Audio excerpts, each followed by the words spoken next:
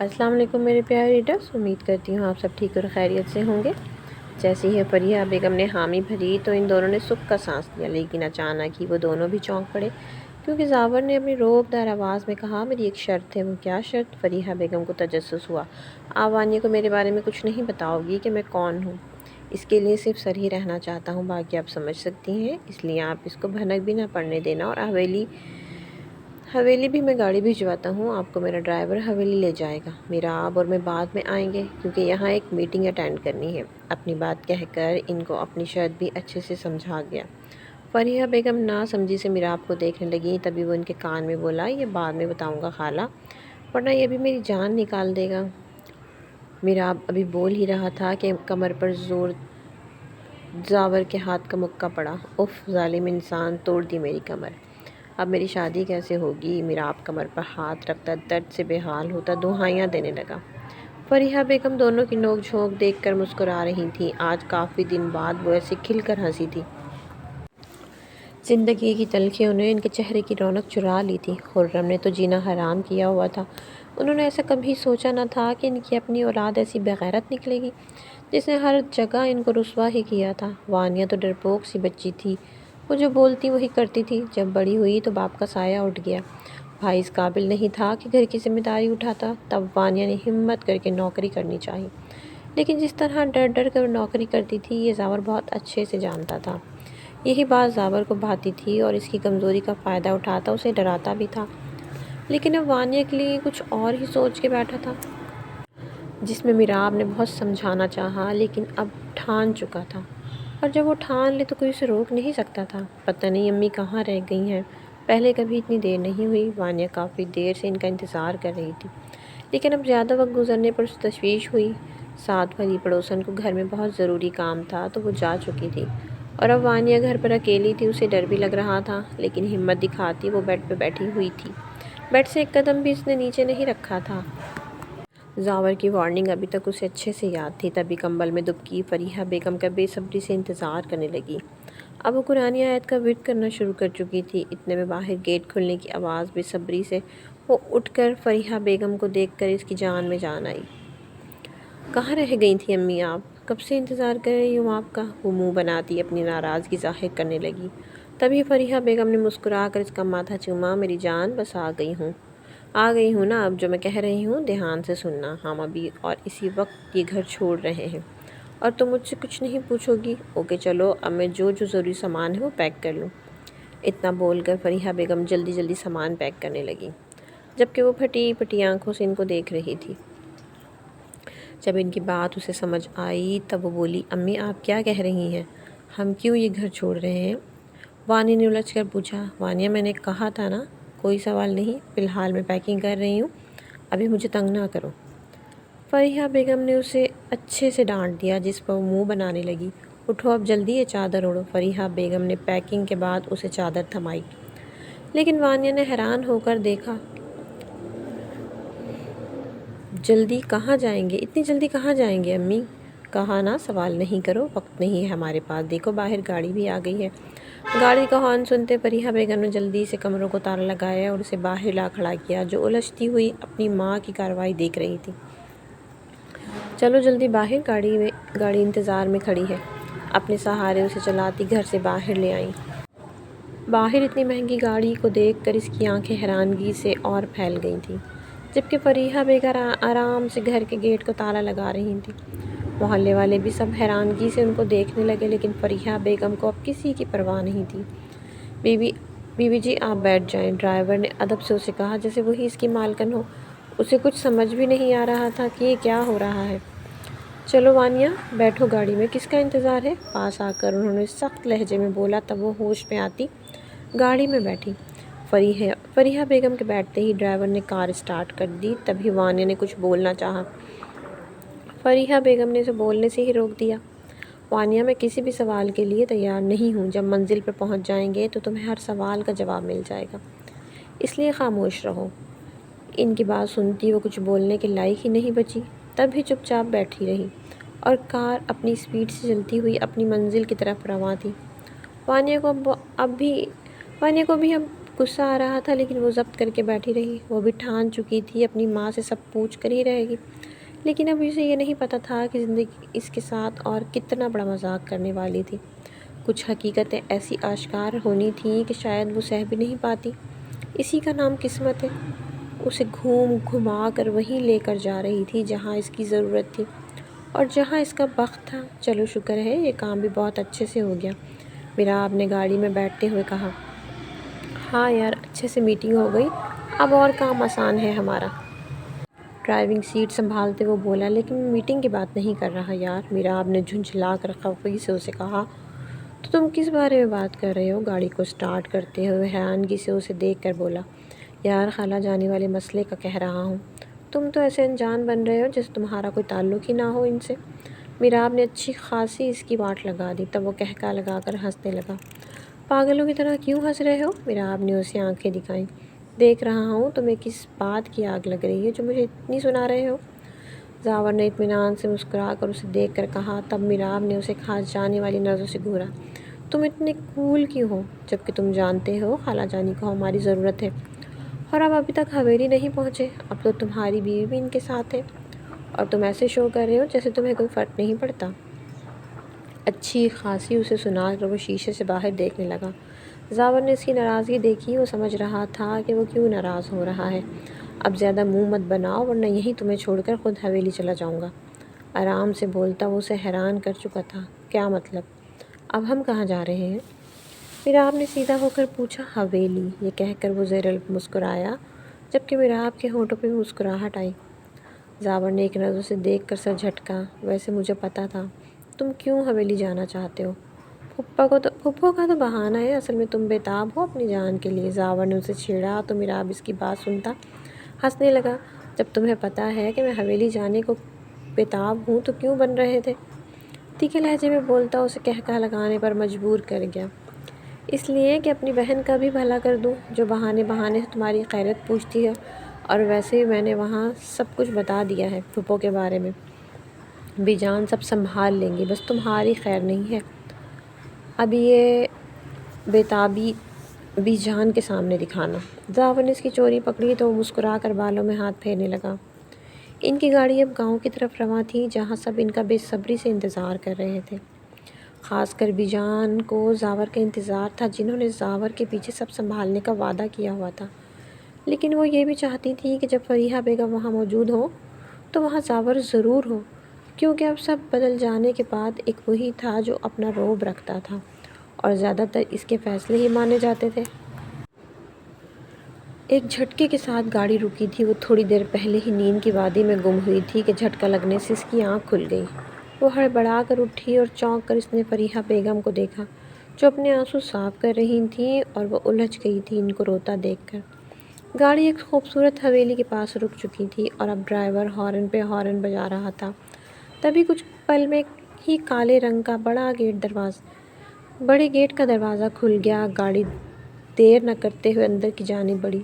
وانیہ کی حیرت سے آنکھیں کھل گئیں۔ اتنی خوبصورت حویلی زندگی میں کبھی بھی اس نے نہیں دیکھی تھی، صرف فلموں اور ڈراموں میں ہی اکثر دیکھا تھا، لیکن اب اسے سمجھ میں نہیں آ رہی تھی کہ آخر فریحہ بیگم اسے یہاں کیوں لے کر آئی ہیں۔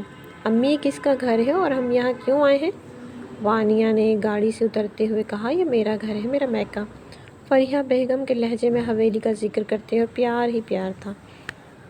ایک الگ ہی مسکراہٹ ان کے چہرے پر موجود تھی، جبکہ اسے تو مسلسل جھٹکے مل رہے تھے۔ کبھی بھی فریحہ بیگم نے اس سے اپنے گھر کی بات نہیں کی تھی۔ لیکن امی، آپ نے تو کہا تھا کہ آپ کا کوئی نہیں، تو ایک دم سے آپ کے گھر والے کیسے آ گئے؟ وانیہ ان کے سہارے چلتی ہوئی پوچھنے لگی۔ فی الحال چلو اندر، باقی بعد میں بتاؤں گی۔ فریحہ بیگم اسے ٹال کر اندر جانے لگیں جہاں بی جان بے صبری سے ان کا انتظار کر رہی تھیں۔ فریحہ بیگم کا دل دھڑک رہا تھا، اتنے سالوں بعد وہ اپنے گھر والوں سے ملنے والی تھی۔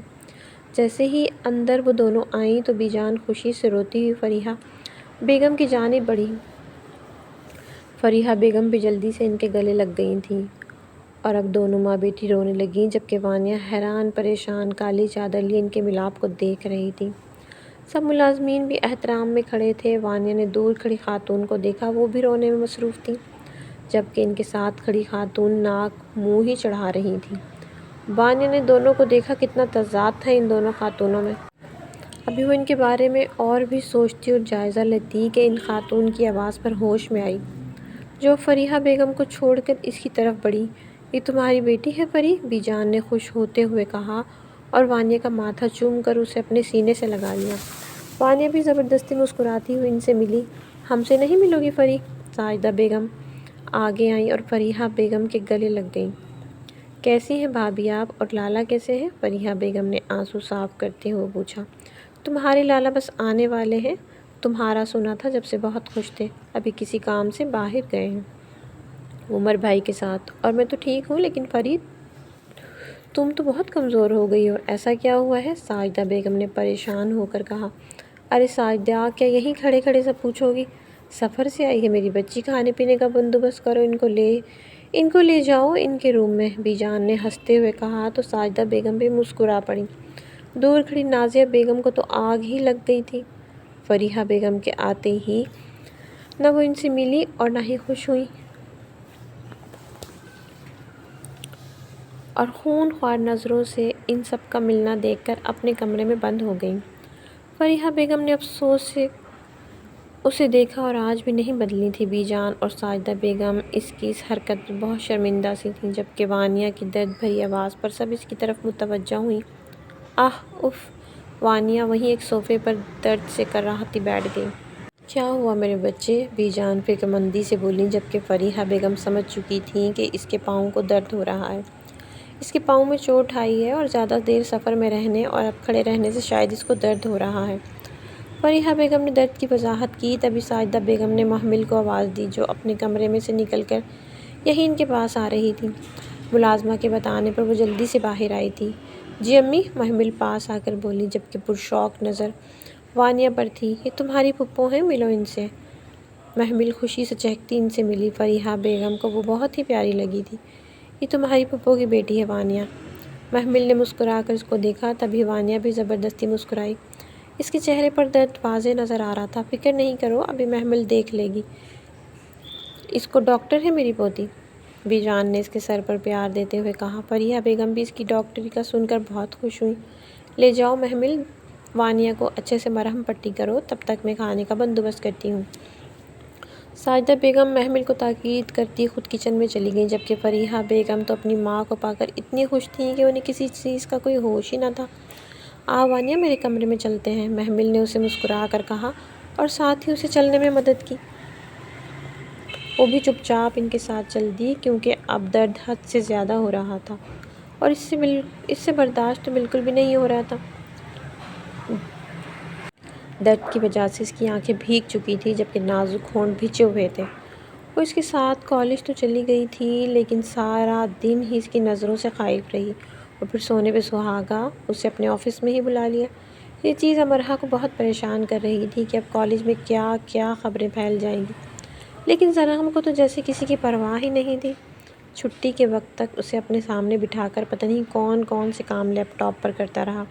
جب بھی امرا اٹھنے کی کوشش کرتی تو اسے زبردستی گھوری سے نوازتا، جس سے وہ چپ چاپ واپس بیٹھ جاتی۔ دل ہی دل میں وہ تلملا رہی تھی، بس نہیں چل رہا تھا کہ اس کا سر پھاڑ دے، جبکہ ضرغم اس کی جھنجھلاہٹ سے بہت لطف اندوز ہو رہا تھا، عنابی لبوں کو سختی سے مسکرانے سے روکا ہوا تھا۔ اس کا تپا تپا چہرہ اسے مزہ دے رہا تھا۔ آخر آپ کب گھر چلیں گے؟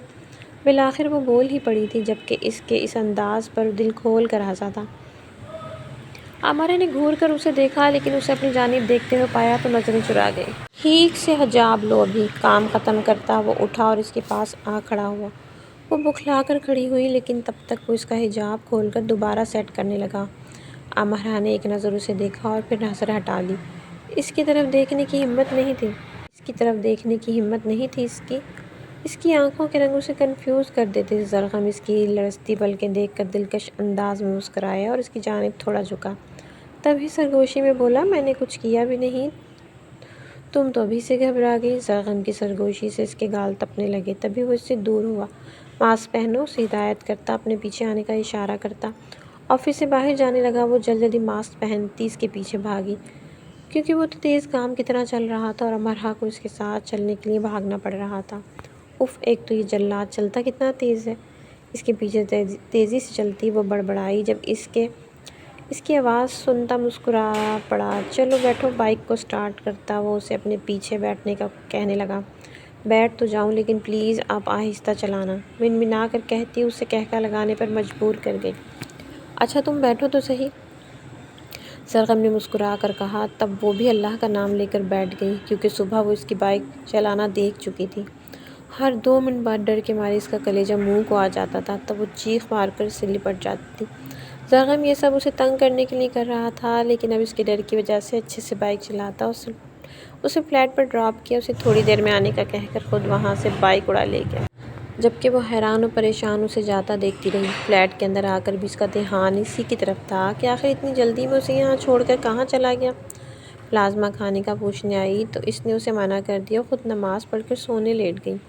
عجیب سی تھکاوٹ ہونے لگی تھی، جلد ہی وہ نیند کی وادی میں چلی گئی۔ اسے 3 گھنٹوں کی نیند لینے کے بعد اس کی آنکھ کھٹ پٹ کی آواز سے کھلی۔ وہ مندی مندی آنکھوں سے کمرے کا جائزہ لیتی کھٹ پڑ ہونے کی وجہ تلاش کرنے لگی۔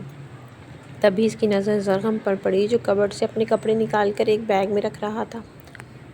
حیرانگی سے امرا کی آنکھیں کھل گئیں۔ آپ کہاں جا رہے ہیں؟ امرا نے حیرت سے اسے کہا۔ تب زرغم اس کی آواز پر متوجہ ہوا۔ اس کو جاگتا پا کر سکون کا سانس لیتا واپس اپنے کام کی طرف متوجہ ہوا، لیکن اسے اپنی طرف دیکھتے پا کر اس کی طرف مڑا۔ ہو گئی نیند پوری؟ بہت کم نیند لی ہے، تھوڑا اور سو جانا تھا، جلے کٹے لہجے میں اس پر طنز کرتا بیگ بند کرنے لگا، جبکہ امرا حیرانگی سے اس کی بات سنی۔ جب اس کی بات سمجھ میں آئی تو شرمندگی سے سر جھکا گئی۔ وہ نیند کی رسیا تھی، جب بھی نیند لیتی تو گھنٹوں سوتی تھی۔ اب بھی ایسا ہوا، جب زرغم گھر آیا تو وہ سوئی ہوئی تھی۔ پلازمہ سے معلوم ہوا تھا کہ وہ کھانا کھائے بغیر ہی سو گئی تھی۔ تب سے زرغم کو اس پر غصہ تھا، اور جب وہ نیند سے نہ اٹھی اور دیر تک سوتی رہی تو وہ اور اس کی نیند پر تپ گیا تھا۔ تبھی اس کے جاگنے پر اس پہ طنز کر گیا۔ اب اسٹیچو بن کے کیوں بیٹھی ہو؟ اٹھو، کھانا کھاؤ، احسان کرو مجھ پر، زرغم اسے غصے سے گھورتا بولا۔ تب وہ اس کی خفگی سے دیکھتی روم سے باہر چلی گئی، لیکن کچن میں جو خبر ملازمہ نے اسے سنائی وہ سن کر تو اس کی بھوک مر چکی تھی۔ کھانے سے منع کرتی وہ واپس روم میں آئی۔ زرغم کھڑکی کے پاس کھڑا سگریٹ پی رہا تھا۔ وہ بہت ہی گہری سوچ میں تھا، اور جیسے ہی روم میں آئی تھی اس کی آہٹ پہچان گیا تھا، جبکہ وہ اس کشمکش میں تھی کہ اس سے بات کرے یا نہ کرے۔ کھڑی کیوں ہو؟ جو بات کرنی ہے کرو، اس کی گمبھیر آواز گونجی تو وہ چونک پڑی۔ وہ ویسے ہی کھڑکی کے پاس کھڑا سگریٹ پی رہا تھا، ان کو کیسے پتہ لگا؟ پتہ کہ میں ہی روم میں آئی ہوں؟ دل ہی دل میں وہ حیران تھی۔ جب وہ کچھ نہ بولی تو زرغم نے مڑ کر اسے دیکھا اور مضبوط قدموں سے چلتا اس کے پاس آیا۔ وہ اسے دیکھ کر گھبراتی مسلسل ہاتھ مسل رہی تھی۔ وہ اس کی بے چینی دیکھ رہا تھا، اس کے چہرے کے تاثرات نوٹ کرنے لگا۔ بولو، کیا بات ہے؟ کیوں بے چین سی ہو؟ امرا کی ایک دم آنکھیں بھیگی تھیں، رونا نہیں چاہتی تھی لیکن پھر بھی اندر کا غبار آنکھوں کے راستے بہنے کو تیار تھا۔ آپ کہاں جا رہے ہیں؟ بمشکل بھیگی آواز میں بولتی وہ زرغم کا ضبط آزما رہی تھی۔ گہری سانس بھرتا خود کو پرسکون کر کے اسے بازو سے تھامتا بیڈ پر بٹھانے لگا۔ یہاں بیٹھو اور میری بات دھیان سے سننا۔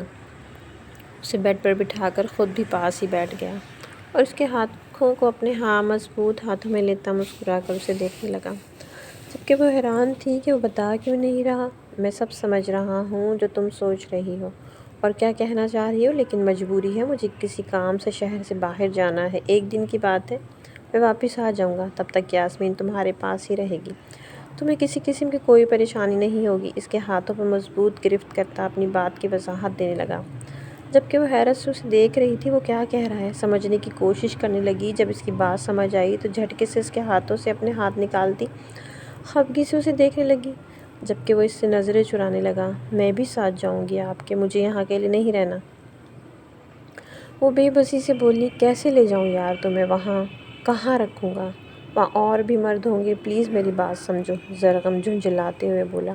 اسے پتہ تھا کہ وہ جس طرح ڈری ہوئی ہے کبھی بھی اس کی بات نہیں مانے گی، تبھی اپنی سی کوشش کرنے لگا، لیکن اس کا انکار سن کر اس کی بھی ہمت جواب دینے لگی تھی، ساتھ میں غصہ بھی آنے لگا تھا، اور اب بہت مشکل سے رونا برداشت کر رہی تھی۔ تبھی اس کی آنکھ سے آنسو نکلتا گال پہ پھسل گیا اور یہاں ہی زرغم کی بس ہوئی تھی۔ رونا نہیں ہے یار امرا، اس کے آنسو صاف کرتا اسے سختی سے منع کرنے لگا۔ وہ اسے نم آنکھوں سے دیکھتی سر جھکا گئی۔ یار ایسے کرو گی تو میں کیسے جا پاؤں گا؟ اتنا اہم کام ہے وہ میرے لیے، میں نہ گیا تو سب بنا بنایا کام خراب ہو جائے گا، صرف ایک رات کی بات ہے، میں کل رات تک تمہارے پاس ہی ہوں گا۔ اسے تسلیاں دیتا، اسے حوصلہ دے رہا تھا، جبکہ وہ منہ بناتی وہاں سے اٹھ گئی، جبکہ زرغم نے غصے سے اس کی خالی جگہ کو گھورا تھا۔ تبھی باہر بیل بجی اور زرغم کا دھیان باہر کی طرف گیا۔ گیٹ کھولنے گیا تو اسی کا دوست عمر موجود تھا، اسے اندر ہی لیے آ گیا۔ کہاں ہے بھابھی؟ عمر نے آتے ساتھ ہی پوچھا۔ عمر زرغم کا بہترین دوست تھا۔ تبھی اسے جب نکاح کی خبر ہوئی تھی تو روز ملنے کو کہتا تھا اور آج وقت نکال کر آ ہی گیا تھا۔ سانس تو لو تم، ابھی آتی ہے وہ۔ اسے لاؤنج میں بٹھا کر وہ یاسمین کو کہہ کر امرا کو بلانے لگا۔ کچھ دیر میں ہی وہ اچھے سے چادر لیتی ہوئی نقاب میں باہر آئی۔ عمر اسے دیکھ کر احترام میں کھڑا ہو گیا، جبکہ زرغم اسے یوں پردے میں دیکھ کر بہت خوش ہوا۔ السلام علیکم بھابھی، کیسی ہیں آپ؟ وعلیکم السلام بھائی، الحمدللہ ٹھیک ہوں، آپ کیسے ہو؟ زرغم کی طرف مدد طلب نظروں سے دیکھتی وہ عمر سے بولی۔ بالکل فٹ ہوں میں، کافی دن سے میں آنے کی کر رہا تھا جب سے اس خبیث کا نکاح ہوا ہے۔ میری بیوی تو روز کہتی ہے کہ زرغم کے گھر جانا ہے، لیکن کوئی نہ کوئی کام ضرور آن پڑتا تھا۔ اب بھی وہ ریحان کے پاس تھی، اس کی طبیعت خراب ہو گئی تھی، لیکن میں زرغم کو آنے کا بول چکا تھا تو میں آ گیا وقت نکال کر، وہ بھی آئے گی انشاءاللہ۔ عمر بہت ہی باتونی تھا، امرا اس کے انداز پر ہی ہنس پڑی تھی۔ یہ میرا دوست ہے عمر اور یہ عمر میری پیاری سی وائف۔ امرا کے پاس بیٹھتے وہ دونوں کا تعارف کروانے لگا۔ امرا تھوڑا بہت جھجک رہی تھی، لیکن بہت جلد ہی عمر کی باتوں نے یہ جھجک بھی دور کر دی تھی۔ اب وہ بھی بڑے آرام سے بات کر رہی تھی۔ زرغم اس کے پاس ہی بیٹھا اس کا پر اعتماد انداز دیکھ رہا تھا اور دل ہی دل میں بہت خوش بھی تھا کہ اس کا ڈر زیادہ نہیں، تھوڑا بہت تو کم ہوا۔ امرا کو بچے بہت پسند ہیں، تبھی وہ عمر سے اسی کی باتیں کرنے لگی اور اگلی بار ریحان کو لانے کا کہنے لگی۔ زرغم ان دونوں کو باتیں کرتا چھوڑ کر روم میں آیا اور تیاری کرنے لگا۔ اسے عمر کے ساتھ ہی اسلام آباد جانا تھا، تبھی وہ ملنے بھی آ گیا۔ امرا عمر کے لیے چائے بنانے کچن جانے کے بجائے روم میں آئی اور زرغم کو نظر انداز کر کے بیڈ کے سائڈ ٹیبل کی دراز سے چاکلیٹ نکالی اور جانے لگی۔ زرغم چیئر پر بیٹھا اپنے جوتے پہن رہا تھا، ساتھ ساتھ اس کی کارروائی بھی دیکھے جا رہا تھا۔ سنو، وہ جاتے جاتے رک گئی، اٹھ کے اس کے پاس آیا اور بولا۔ کبرڈ میں اور بھی چیزیں رکھی ہوئی ہیں جو تمہارے استعمال کی ہیں، وہ سب تمہارے لیے لایا تھا۔ امرا نے صرف سر ہلایا تو وہ بے بسی سے بولا، یار مان جاؤ اب، تم کیوں ناراض ہو؟ نہیں لے کے جا سکتا، مجبوری ہے میری۔ امرا کچھ نہ بولی، بس مسلسل اسے اگنور کر رہی تھی۔ ابھی وہ جانے ہی لگی تھی کہ زرغم کو اس کے اگنور کرنے پر بے تحاشا غصہ آیا اور اسے ایک جھٹکے سے پکڑ کر اپنی طرف کھینچا، جس پر وہ اس کے سینے سے آ لگی اور بکھلائی ہوئی اس سے دور ہونے لگی۔ جس نے اپنی پکڑ اور مضبوط کر دی تھی، اس کی اس حرکت پر گھبرا سی جاتی تھی۔ ابھی وہی ہوا تھا، اب بتاؤ کیوں اگنور کر رہی ہو مجھے؟ اس کا چہرہ سامنے کرتے اس کی آنکھوں میں دیکھ کر بولا۔ وہ تو نظریں چرا گئی، چھوڑے مجھے۔ اس سے دور ہونے لگی، جبکہ دل میں بولی، آپ سچ نہیں لے کے جا رہے۔ وہ مزاحمت کرتی دل ہی دل میں بولتی، اپنے آپ کو چھڑانے کی کوشش کرنے لگی اور اب آواز بھی اس کی بھیگ گئی تھی، لیکن زرغم نے اس کی کوشش ناکام بنا دی، جس پر اس نے تھک ہار کر اپنی مزاحمت روک دی۔ بتاؤ مجھے، یہ بیکار کی کوششیں کرنا بند کرو۔ وہ اس کے کان کے پاس گھرایا تو وہ کانپ سی گئی تھی اور اس کی آواز پر ہی بتاؤ اب بولتی کیوں بند ہو گئی؟ اس کو ایک جھٹکا دیتا زور سے پکڑتا بولا اور وہ آہ کر کے رہ گئی، آنکھوں میں آنسو جھلملانے لگے، لیکن وہ اس کے سامنے بہانا نہیں چاہتی تھی۔ مجھے ساتھ لے کر جاؤ، وہ ضدی لہجے میں بولی۔ تو زرغم اسے گھورنے لگا، تمہیں میری بات سمجھ نہیں آتی؟ جب کہہ رہا ہوں کہ نہیں لے کر جا سکتا تو کیوں ضد کر رہی ہو؟ اور وہ غصے سے بولا تو اسے بھی اب تب چڑھ گئی تھی۔ اوکے، مت لے کے جاؤ، بس مجھے میرے گھر چھوڑ کے آؤ، ابھی کے ابھی۔ امرا بھی چڑھ کر بولی تو زرغم اسے گھورتا اسے ایک جھٹکے سے چھوڑ کر باہر جانے لگا۔ مجھے چھوڑ کے آؤ ورنہ عمر بھائی کو بتاؤں گی آپ کی یہ حرکت۔ اس کا بولنا تھا کہ زرغم کو تو آگ ہی لگ گئی تھی۔ غصے سے اس کے پاس آتا، اسے کمر سے تھام کر اپنے قریب کرتا اس کے چہرے پر جھک گیا۔ اچانک حملے پر امرا اسے گرفت میں پھڑپڑا کر رہ گئی۔ کچھ دیر بعد ہی وہ اس کو آزاد کرتا اسے دوبارہ سے گھورنے لگا، جو اب اپنا سانس نارمل کر رہی تھی۔ آج کے بعد تم مجھ سے ایسی کوئی ضد نہیں کرو گی جس پر میرا ضبط جواب دے جائے، آئی سمجھ؟ مجھ گھر۔ بمشکل ہی الفاظ اس کے منہ سے نکلے تھے کہ زرغم کی گرفت مضبوط سے مضبوط ہو گئی اور وہ اس کو غصے سے تکتے پا کر لب بھیج گئے اور سر جھکا کر کھڑی رہی، کیونکہ اب اس کے بولنے کا کوئی فائدہ نہیں تھا۔ کیا بولا؟ ابھی میں نے تمہارے منہ سے ایسا کچھ بھی نہ نکلے، ورنہ میں برا بننے میں ایک لمحہ بھی نہیں لگاؤں گا۔ اب اچھے بچوں کی طرح چلو میرے ساتھ باہر۔ اس کے ماتھے پر لب رکھتا روم سے باہر نکلنے لگا۔ امرہ تو اس کے لمس پر ہی کانپ اٹھی تھی۔ جب اسے احساس ہوا کہ امرہ نے قدم تو بڑھائے ہی نہیں تو حیرانگی سے مڑ کر سرگم نے امرہ کو دیکھا۔ اف امرہ، تم کیوں اتنی ضدی ہو؟ وہ پھر سے اس کے پاس آیا۔ ابھی وہ کچھ کہنے لگا تھا کہ امرہ اسے دھکیلتی نظر انداز کر کے روم سے باہر چلی گئی اور وہ ہکا بکا اس کی یہ حرکت دیکھتا رہ گیا۔ اتنی ہمت اس میں کیسے آ گئی؟ وہ حیران ہو کر سوچتا منہ ہی منہ میں بڑبڑایا۔ رات کو بتاؤں گا تمہیں، میں فضول کی ضد باندھی ہوئی ہے، اب مسلسل اگنور کر رہی ہو۔ آ کر علاج کروں گا تمہارا۔ اپنے آپ کو کول کرتے اس کی طبیعت صاف کرنے کی ٹھان چکا تھا، جو امرہ پر بہت ہی بھاری پڑنے والا تھا۔ ابھی اسے جلدی تھی ورنہ ابھی اس کے مزاج ٹھکانے لگا دیتا۔ بات پر اپنا پلان چھوڑتے وہ ضروری کام کے لیے گھر سے نکل گیا، جبکہ امرہ اسے یوں جاتے دیکھ کر تب گئی تھی۔ جو کچھ دن پہلے اس کے لیے خوش فہمی پالی تھی وہ سب ہوا ہو چکی تھی۔ محمل اسے ایک روم میں لے آئی جو بہت ہی بڑا اور بہت ہی خوبصورتی سے سجا ہوا تھا۔ وانیہ حیرت سے دیکھتی روم کی تھیم سے مرعوب ہوئی، جو کہ بلیک اور کریمی کلر میں تھا۔ ہر چیز انہی کلر کی دکھائی دے رہی تھی جو روم کو اور خوبصورت بنا رہا تھا۔ محمل اس کے پاؤں کی مرہم پٹی کرتی اس سے گپ شپ بھی کرنے لگی۔ محمل ایک بہت اچھی ڈاکٹر تھی اور گاؤں کے ہی ہاسٹل میں کام کر رہی تھی۔ یہ سب سن کر وانیہ کو بہت اچھا لگ رہا تھا۔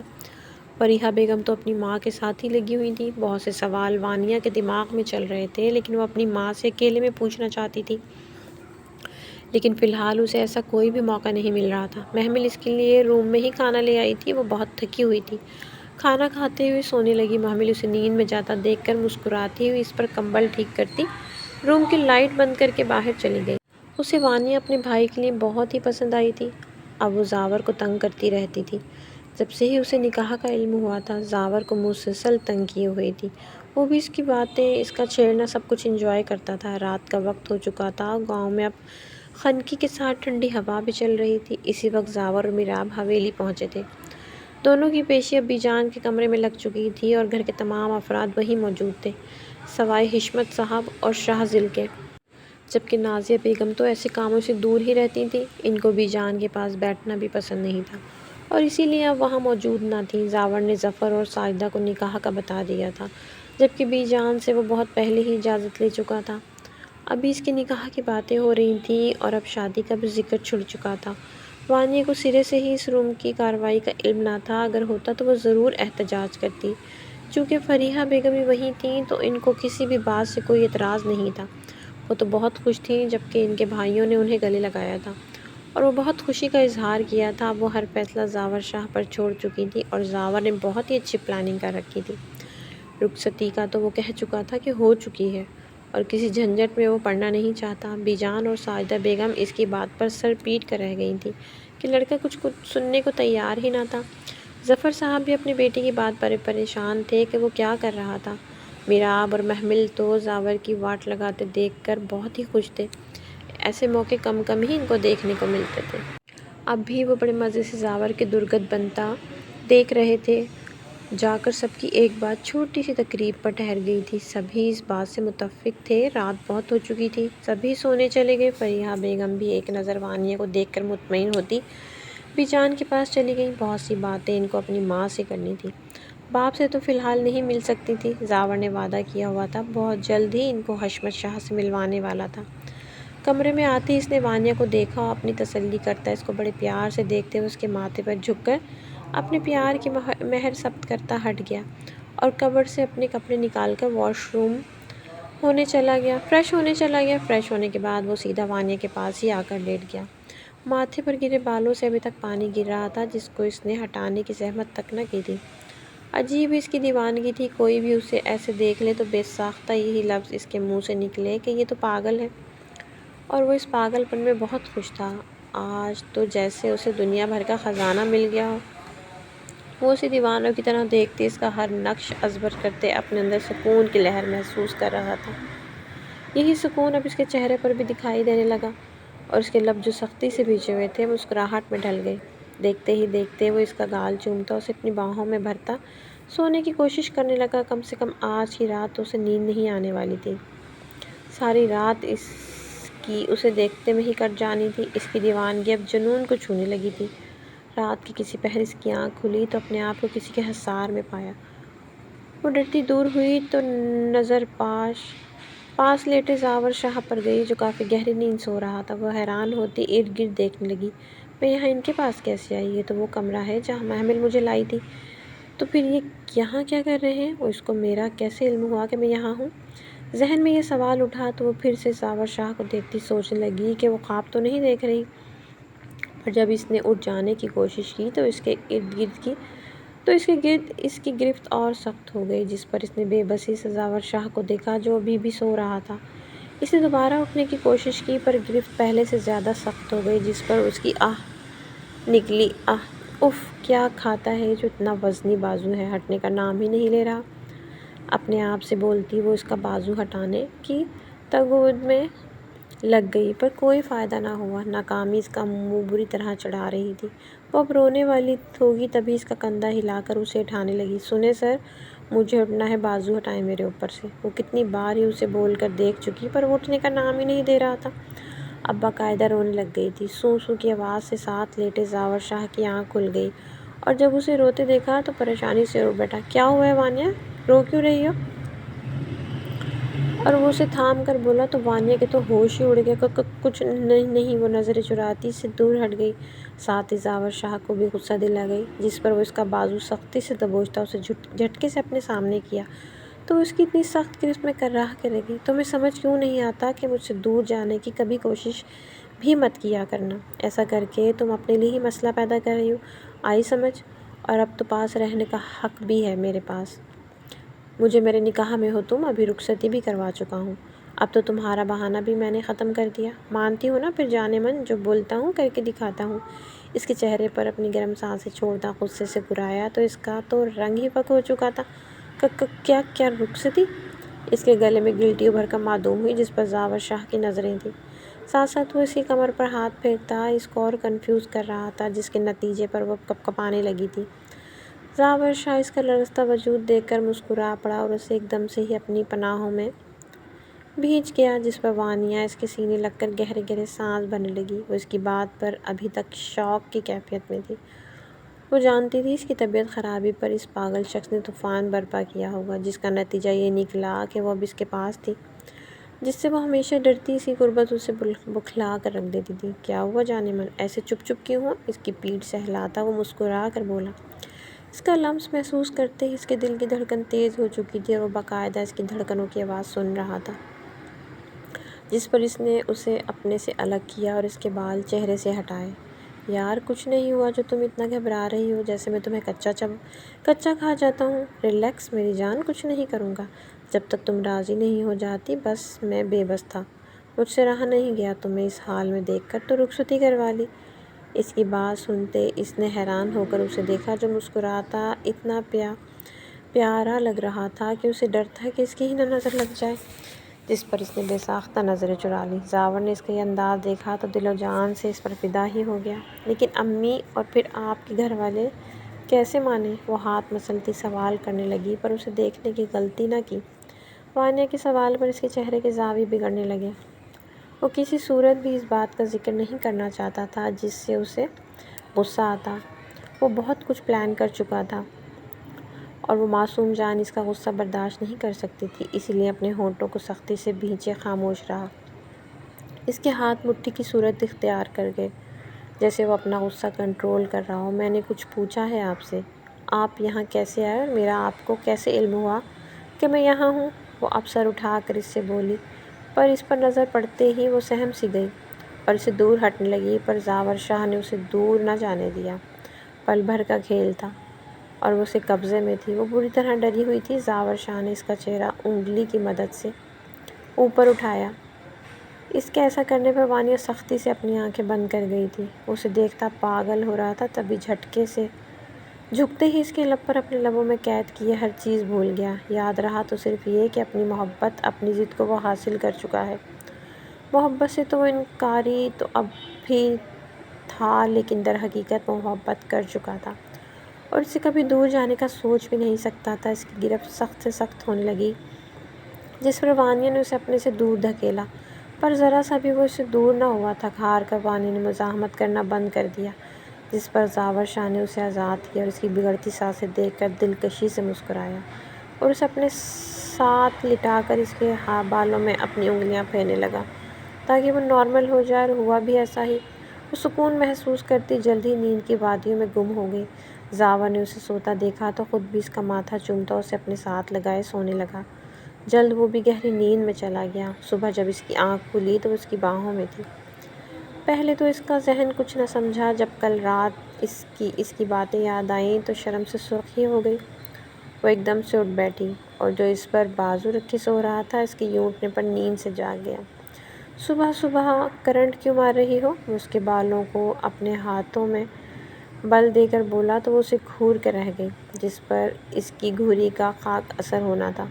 اس نے اسے مسکرا کر دیکھا اور ایک دم سے اپنے اوپر کھینچ لیا، جس پر وہ ایک جھٹکے سے اس کے اوپر گر پڑی اور شرم سے لال ہوتی اس کے سینے پر ہاتھ رکھتی دور ہونے لگی، پر جتنا وہ دور ہونے کی کوشش کرتی اتنی ہی گرفت سخت سے سخت ہونے لگی، جس پر اس نے بے بس ہوتے مزاحمت چھوڑ دی اور تھک ہار کے اس کے سینے پر اپنا سر رکھ دیا۔ زاور نے اسے اپنے سینے سے لگے دیکھ کر دلکشی سے مسکرایا اور اس کے کان میں سرگوشی کرنے لگا، جانے من، جب تمہیں پتہ ہے تمہاری نہیں چلے گی تو ویسے ہی مان جایا کرو۔ اتنی محنت کیوں کرتی ہو اور اپنے آپ کو ہلکان کرتی ہو، جبکہ تمہیں اچھی طرح سے پتہ ہے کہ مجھ سے جیت نہیں سکتی۔ اپنے آپ کو ہی مشکل میں ڈالتی ہو۔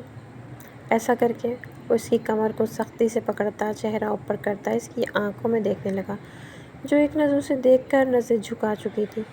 زاور زیر لب مسکراتا اس کے لبوں کو قید کر چکا تھا، جس پر وہ حواس باختہ ہو چکی تھی۔ کچھ لمحوں بعد اسے اپنی قید سے آزاد کیا تو وہ اس کے سینے پر زور سے مکہ مارتی سے دور بھاگتی واش روم میں بند ہو گئی اور اپنی بے قابو ہوتی دھڑکنوں کو معمول پر لانے لگی، جبکہ وہ اس کے یوں بھاگنے پر دل کھول کر ہنس رہا تھا، جس میں سکون ہی سکون تھا۔ اسے اپنے ساتھ دیکھ کر وقت بتا کر بہت اچھا لگ رہا تھا۔ کہنے کو وہ اس کی ضد تھی، لیکن اب وہی ضد عشق بننے والی تھی، جو خود بھی بے بس تھا۔ یاد تو تھا تو صرف یہ کہ وانیہ کو وہ چھوڑ نہیں سکتا تھا کسی قیمت پر بھی۔ اب آگے وہ اس کے لیے کیا کچھ کرنے والا تھا، اسے کیسے محفوظ رکھنا تھا، وہ سب سوچ کے بیٹھا تھا۔